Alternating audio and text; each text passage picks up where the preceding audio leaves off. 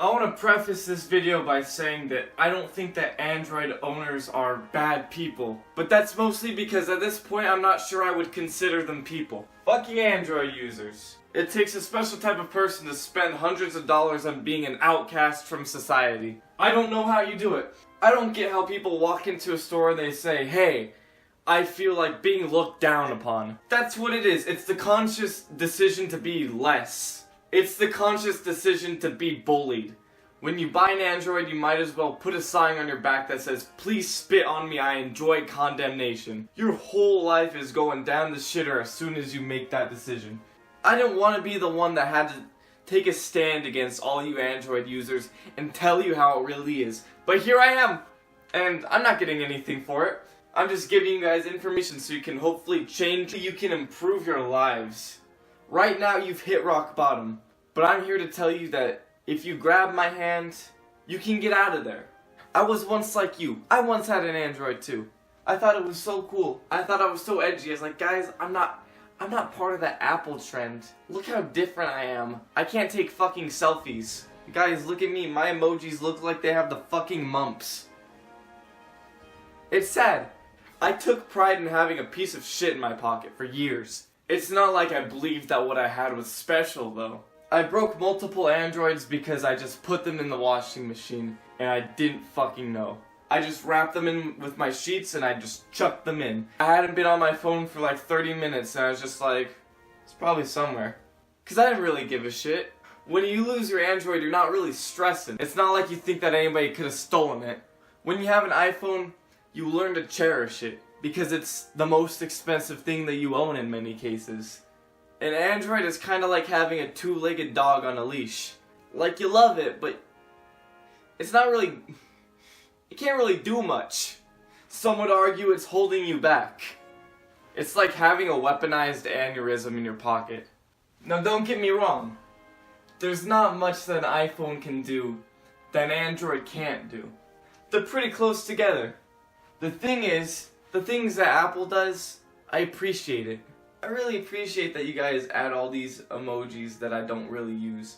I really appreciate that I'll never change the skin color of a single one of my emojis. You guys gave me this beautiful woman Siri that can mishear every single fucking thing I say. Thank you so much. With the Samsung, every single feature is another hindrance. With iPhone, I have all these cute little things I can do. I don't do them for the most part. But they're there. If I want, I can send a little message with the spotlight on it. And then when they open my text, it'll have the little spotlight and it'll shine on my text. With an Android, oh, my phone stays on so much longer. iPhones, they have all this polish, you know? And they have the ability to FaceTime. And they have the ability to do what you want to do with a phone. But those Androids are fucking mega computers. You ever hear somebody who uses an Android talk about the specs on their phone? It's got the 32,000 kilowatt capacitor. Of all the things to have processing power, you don't need it for your phone. Unless you're a child and you play games on your phone. Maybe for Fortnite Mobile, which looks like dog shit on the iPhone, maybe you'd want a little bit more processing power for that. Maybe you want something that can handle that a little bit better. Or you could buy a $200 fucking PC and have a better experience. Just go to the goddamn library and download Fortnite before you play on mobile, for Christ's sake. I was like them too. I would make fun of iPhone people. Your phone's already at 36%? I didn't even charge my phone for the last 2 days and it's still at 50%. And now I realize that the reason that my phone had so much battery was because it was dry as fuck because I was an Android user. Nobody texts Android users. I didn't have to use Snapchat. It's not like I had streaks back then. When you send a streak with an Android, you essentially ruin someone's day. But it's worth it because it has a quad processor. You don't need shit for your phone. All that you need your phone for is to keep in contact and let the world know that you're not dead. I want to talk about the camera. I want to talk about the camera because I'm still not happy about the camera. It was so fun just having apps on my phone that I could never use because of the fucking camera quality. Okay, this is how I'll show you. So this is a selfie that I took with an iPhone. Oh, look how handsome he is. What a handsome boy. Now this, in my left hand it's gonna be, is a selfie that I took with an Android. But quality isn't everything, right? If you're really good looking, then yes, maybe you can have an Android and feel okay taking a selfie. But for the rest of us, an Android camera will give you depression so fucking fast that your head will spin. You'll take one picture and you say, wow, I don't deserve to live. Go to any Android user, turn on their front-facing camera, and they'll just fucking dip. They don't want to be seen on that thing. An iPhone camera, it captures your beauty, your magnificence. It captures all the things that make you you. An Android camera catches that from some angles you kind of look like you have eczema. If you do have eczema, I'm sorry. Not about what I said, but I'm just sorry in general. There once was a story about a boy named Android Tommy. Android Tommy got the newest Android, and he said, I'm gonna go into the street and get some good angles. It's golden hour. Well, Android Tommy is fucking dead because he spent 3 hours trying to get a good picture of himself. All of them turned out dog shit. He got ran over by somebody who thought that he'd spare him the injustice of living with an Android in his life. And the names of these fucking phones that you people buy. A Galaxy. Who the fuck are you to own a Galaxy? You're not God. In public, you can say, oh yeah, let me go get my iPhone. Let me go get my phone. In public, you cannot say, oh yeah, let me get my Galaxy.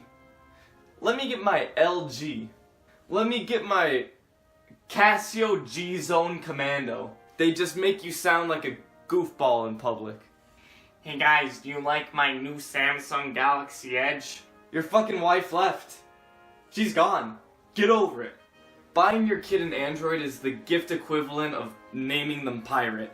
They're gonna get bullied for it.